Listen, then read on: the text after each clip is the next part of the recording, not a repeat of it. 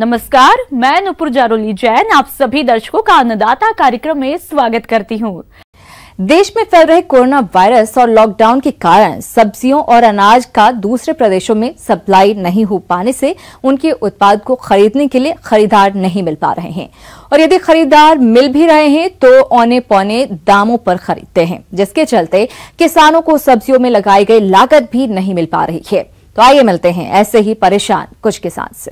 हमारे किसान भाइयों के जो भी फसल में कटाई करी जो गेहूं की बिको सब मंडी में न तो हमारे को भाव मिल रहा है और मैंने 1 बीघा मिर्ची बार रखी है, 2 बीघा टमाटर टिंडा वो मंडी में नहीं जा रहे हैं और नहीं उसका भाव मिल रहे हैं। हम लोग बहुत परेशान हैं, तो हमारे सरकार को कुछ उचित ध्यान देने की कृपा करें। हम किसान भाई इस टाइम बहुत परेशान हैं।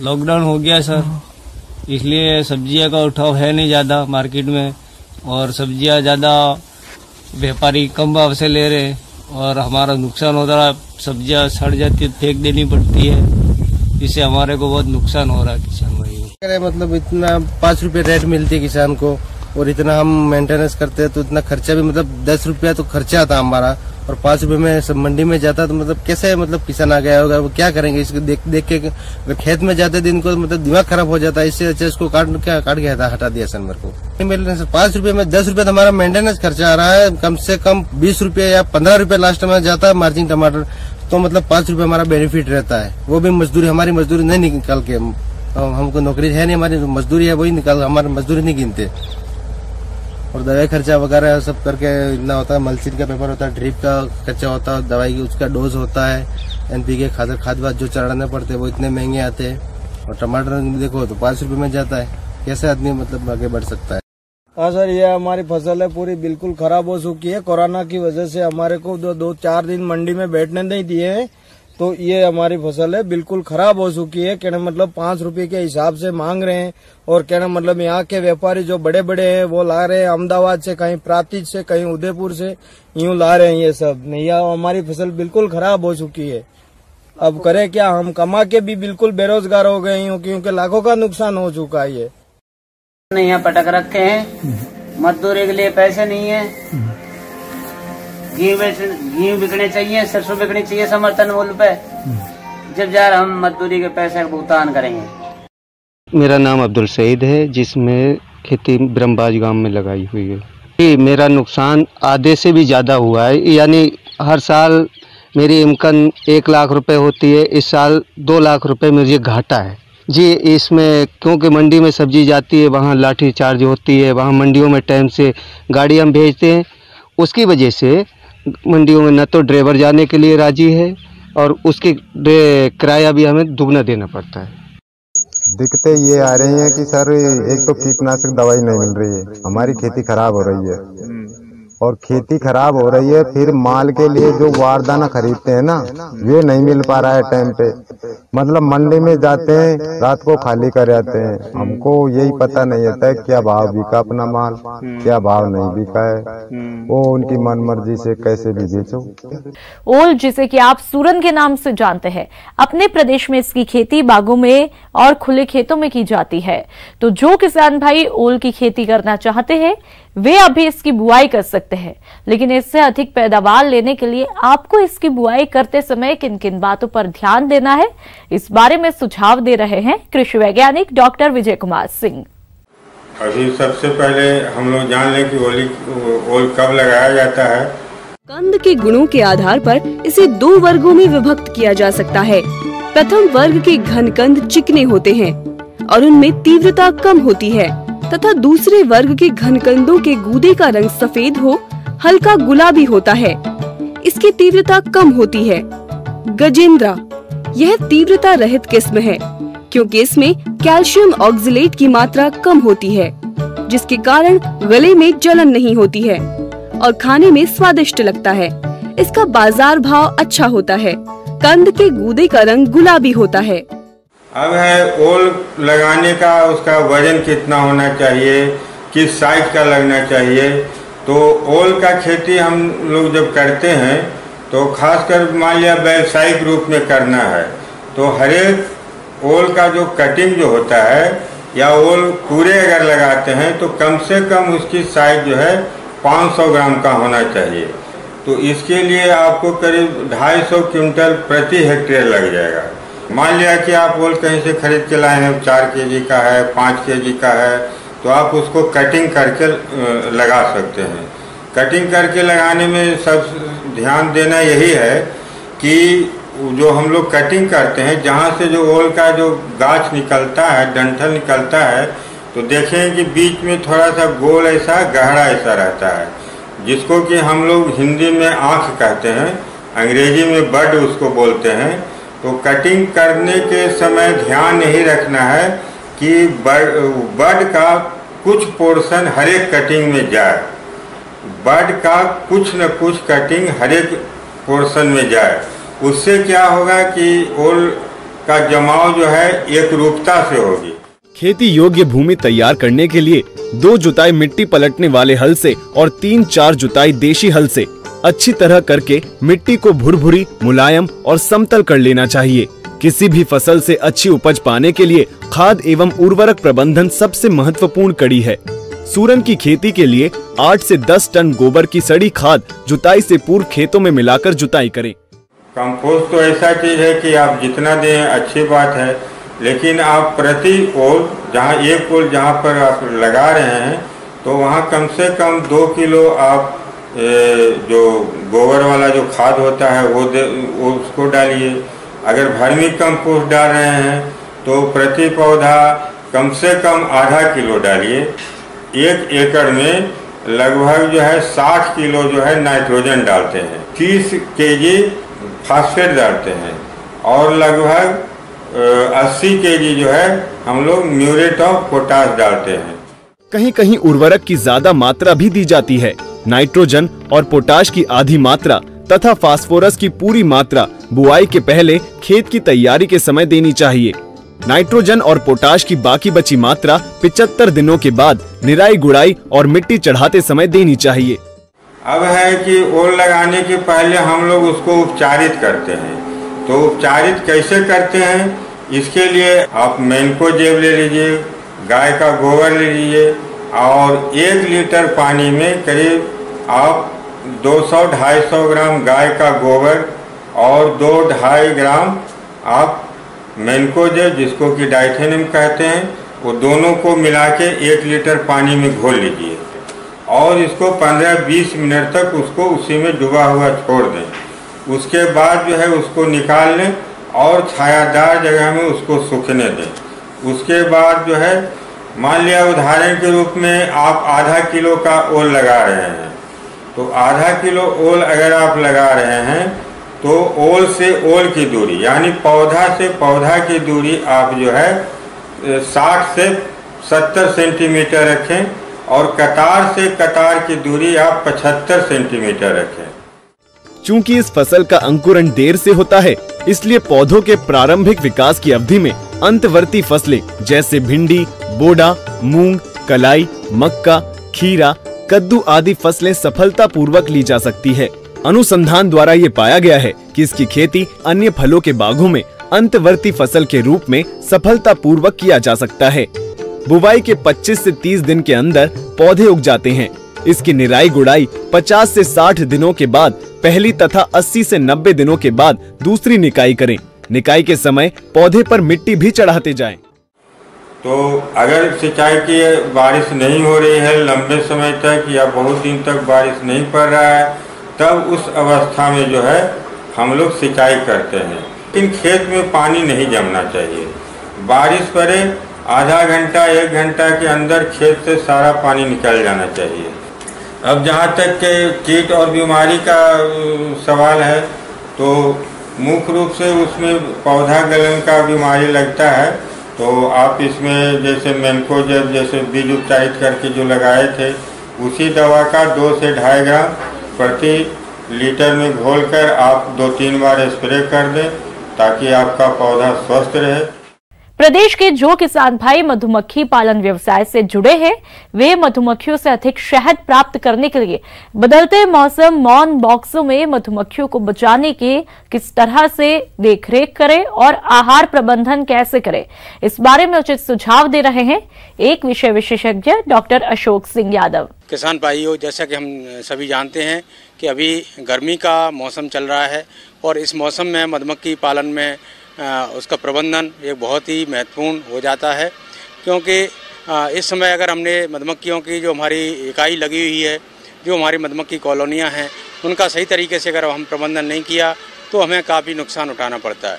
किसान भाइयों, जैसा कि हम सभी जानते हैं, ग्रीष्म ऋतु में मधुमक्खी पालन के लिए जो विशेष जो हमें सावधानियाँ रखनी हैं, उसमें सबसे पहले तो हमें जो है ये देखना होता है कि जब इस समय जो है हमारे क्षेत्र में फसलों का अभाव होता है, लगभग जो रबी के सीज़न की जितनी भी फसलें हैं वो सारी की सारी फसलें जो है वो कट चुकी होती हैं और हमारे आसपास के एरिया में जो है फ्लोरा की कमी हो जाती है।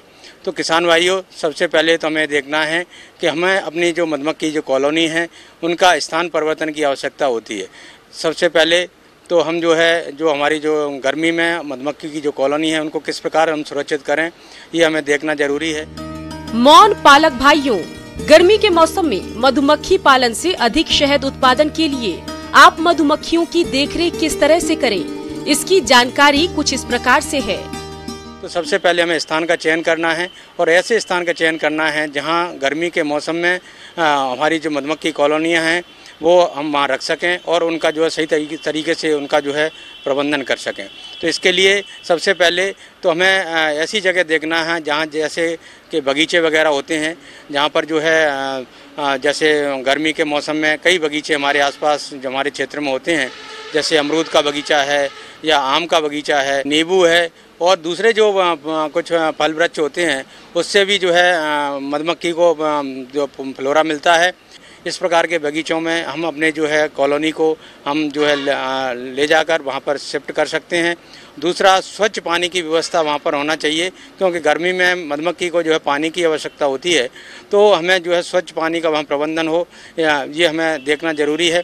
साथ ही साथ जहाँ पर हम जो है अपनी कॉलोनी जहाँ पर गर्मी में हम रख रहे हैं, वहाँ पर ये भी देखना है कि आसपास के एरिया में जहाँ हमने बगीचे में अपनी कॉलोनियाँ रखी हुई हैं, वहाँ अगर फ्लोरा उपलब्ध है, जैसे कि गर्मी में हम देखते हैं कई प्रकार की जो है सब्जियाँ हमारे किसान भाई गर्मी में लगाते हैं, तो जो जैसे कद्दू वर्गी सब्जियां होती हैं, जैसे लौकी है, तोरई है, ककड़ी है, खीरा है, इसमें भी जो है मधुमक्खी अपना जो है वहाँ से फ्लोरा लेती है, वहाँ से नेक्टर और जो है पोलन वहाँ से वो ले सकती है। दूसरा, हमारे जो बॉक्स रखे हुए हैं उसमें तापमान के नियंत्रण के लिए हम जो है जो बॉक्स के ऊपर जो हमारी टाट की जो बोरियाँ होती हैं, उन बोरियों को गीला करके जो है हम उस पर रख सकते हैं और ऐसा हम दिन में जो है कम से कम 3 से 4 बार अगर हम करते हैं तो जो हमारे जो मधुमक्खी का जो बॉक्स होता है उसमें तापमान जो है कम हो जाता है और तापमान नियंत्रित होने से मधुमक्खियाँ अपना जो है अच्छे से कार्य कर सकती हैं। जो मधुमक्खी की जो हमारे बॉक्स होते हैं उनको हम केवल ऐसे समय पर खोलते हैं जब जो है तेज़ हवाएँ नहीं हो, दूसरा तेज़ धूप जो है हमारे बॉक्सों पर नहीं आ रही हो। तो इसके जो निगरानी का जो सही समय है वो समय हमारा सुबह का टाइम होता है, जब जो है धूप जो कम होती है। दूसरा जो है आपका उस समय तेज़ हवाएं या लू हवा नहीं चल रही होती है, इस समय हम जो है अपनी कॉलोनी या हमारे जो बॉक्स हैं उनकी हम जो है देख रेख कर सकते हैं। मौन पालक भाइयों, गर्मी के मौसम में फूलों की उपलब्धता कम होने लगती है, इसलिए मधुमक्खियों को इस समय कृत्रिम आहार देने की आवश्यकता होती है। तो आप किस प्रकार कृत्रिम आहार तैयार करके मधुमक्खियों को दे, आइए जानते हैं। दूसरा, गर्मी का मौसम ऐसा होता है जब चारों तरफ हमारा ड्राई सीजन होता है और मधुमक्खी को फ्लोरा की कमी हो जाती है, तो हमें जो है आर्टिफिशियल डाइट देने की भी आवश्यकता होती है, क्योंकि मधुमक्खी को अगर हमने जो है भोजन उपलब्ध नहीं कराया तो वो अपना कार्य करना जो है कम कर देगी और मधुमक्खियाँ अपना जो विकास नहीं कर पाएंगी और हमारी जो कॉलोनी है वो कमज़ोर होती जाएगी। तो हमें जो है इसके लिए आर्टिफिशियल डाइट की व्यवस्था करनी पड़ती है। उसमें जैसे चीनी का घोल बनाकर हम जो है रख सकते हैं समय समय पर उसकी उदर पूर्ति के लिए। दूसरा, उसमें जो है प्रोटीन की मात्रा बढ़ाने के लिए हम जो है जो जैसे बेसन वगैरह को भी उसमें हम जो है ऐड कर सकते हैं। साथ ही साथ स्वच्छ पानी को हम जो है बर्तनों में भर के जो है जगह जगह रख सकते हैं, जिससे कि जो है मधुमक्खी अपना जो है वहाँ से पानी ले सके।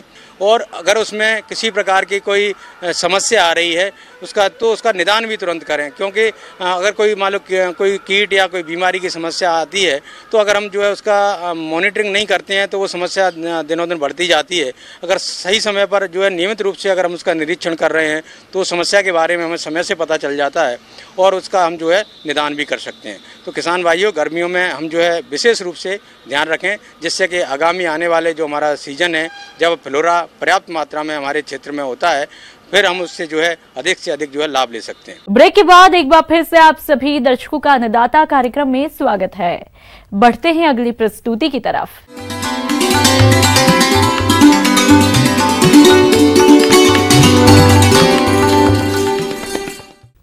अन्नदाता हेल्पलाइन निःशुल्क फोन संपर्क सेवा के माध्यम से आपके द्वारा पूछे गए प्रश्नों में से एक या दो महत्वपूर्ण प्रश्नों को हम अपने कार्यक्रम में शामिल करते हैं और इसी के तहत आज का चयनित प्रश्न और उसका जवाब इस प्रकार है। अन्नदाता निःशुल्क फोन संपर्क सेवा के माध्यम से आज हमने जिस प्रश्न को शामिल किया है उसे पूछा है झोटवाड़ा जिला जयपुर के किसान मनोज कुमार ने। आप हाइड्रोपोनिक्स तकनीक से सब्जियों को उगाने पर जानकारी चाहते हैं तो मनोज कुमार जी इसकी खेती पर जानकारी के लिए देखिए कार्यक्रम की यह प्रस्तुति।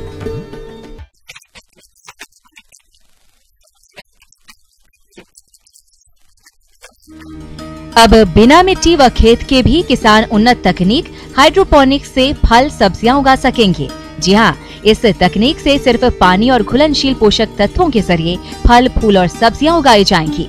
आजकल दूषित सब्जियों को देखते हुए ही इस तकनीक से बिना किसी मिट्टी की पौष्टिक सब्जियां पैदा की जा सकती हैं।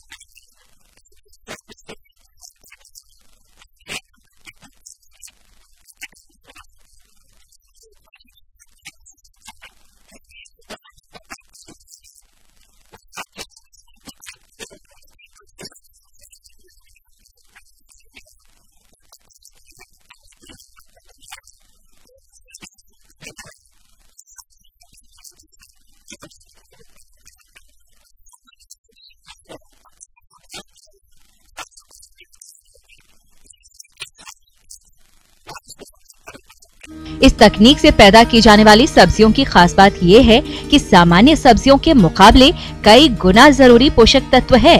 साथ ही इस तकनीक से 12 माह में 5 बार सब्जियों का उत्पादन किया जा सकता है, जिसमें फल, फूल और पत्तीदार सब्जियां ली जा सकती हैं। साथ ही इनमें स्ट्रॉबेरी भी आसानी से लगाई जा सकती है।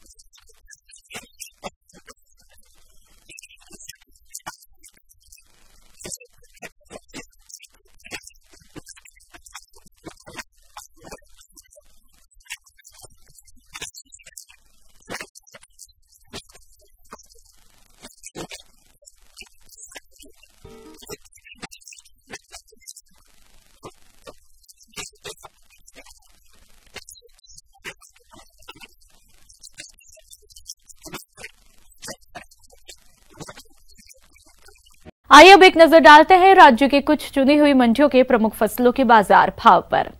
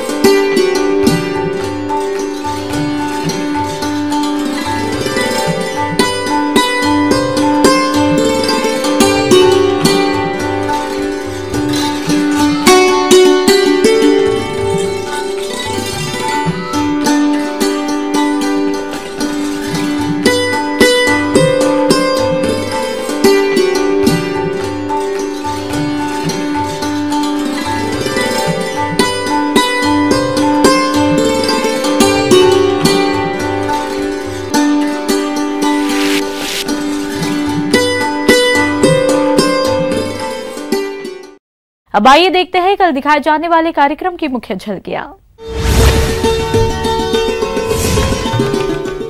सोशल डिस्टेंसिंग का पालन करते हुए किसान ने की गेहूं की कटाई। फॉर्म पॉन्ड में वर्षा जल को संग्रहित करके कर रहे हैं फसलों में सिंचाई। किसान भाई और अन्नदाता आपकी सेवा के लिए संकल्परत है। कृषि संबंधित समस्या और सुझावों के लिए आप हमें इस पते पर भी संपर्क कर सकते हैं। प्रोड्यूसर अन्नदाता news 18 Rajasthan, Ramoji film city, Hyderabad 501512। साथ ही आप हमें ईमेल भी कर सकते हैं। हमारा ईमेल है p18annadaata@nw18.com। इसके अतिरिक्त आप हमें निःशुल्क हेल्पलाइन नंबर 180041921555 पर सोमवार से शनिवार सुबह 10 से शाम 4 बजे के बीच संपर्क कर सकते हैं। किसान भाई, अब समय हो रहा है आपसे विदा लेने का, तो हमारी अन्नदाता टीम को दीजिए इजाजत। कल फिर आपसे मुलाकात होगी कृषि संबंधित कुछ और महत्वपूर्ण जानकारियों के साथ। नमस्कार।